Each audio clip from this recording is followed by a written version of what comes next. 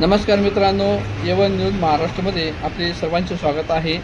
आज नाशिकमध्ये इंदोरी रोड येथील मिसरूळ परिसरातील स्टेट बँकेजवळील ब्रह्मपुत्र सोसायटी येथे दुपारी 1 ते 1:30च्या सुमारास महावितरण कंपनीच्या इलेक्ट्रिक डिपीला अचानक आग लागली। यावेळी स्थानिक नागरिकांनी आगीवर नियंत्रण आणण्याचा प्रयत्न केला। तसेच मिसरूळ पोलीस स्टेशनचे पोलीस कर्मचारी या ठिकाणी त्वरित हजर होऊन महानगरपालिका अग्निशमन दलाला संपर्क साधला।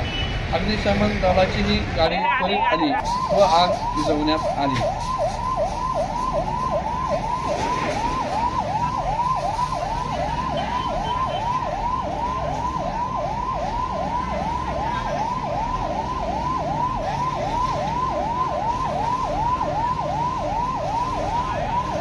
प्रतिनिधी येवन न्यूज महाराष्ट्र, ज्ञानेश्वर सांगळे, नाशिक।